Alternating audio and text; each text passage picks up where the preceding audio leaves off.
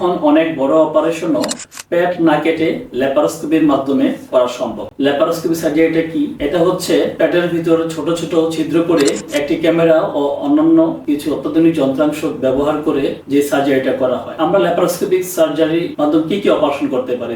যেমন ধরেন গলব্লাডারের পাথর হলে বা স্টোনের সার্জারি, ল্যাপারোস্কোপিক কোলিসিস্টেক্টমি, অ্যাপেন্ডিসাইটিসের অপারেশন, ল্যাপারোস্কোপি অ্যাপেন্ডিসেক্টমি, যদি কোলনের কোনো ক্যান্সার বা রেকটাল ক্যান্সার, এগুলোর জন্য অ্যাডভান্স ল্যাপারোস্কোপি সার্জারি করা পসিবল। হার্নিয়ার জন্য ল্যাপারোস্কোপি করা সম্ভব। অনেক ক্ষেত্রে দেখা যাচ্ছে যে গাইনোকোলজিক্যাল ক্ষেত্রে অনেক অপারেশন ল্যাপারোস্কোপির মাধ্যমে করা সম্ভব।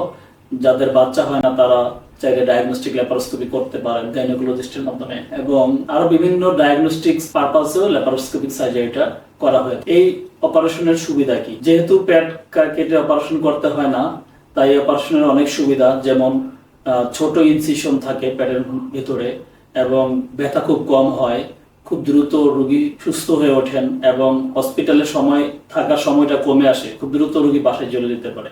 যেহেতু ল্যাপারোস্কোপি সার্জারি একটি মিনিমাল ইনভেসিভ সার্জারি, তাই রোগী একদিন হাসপাতালে থাকলেই সম্ভব।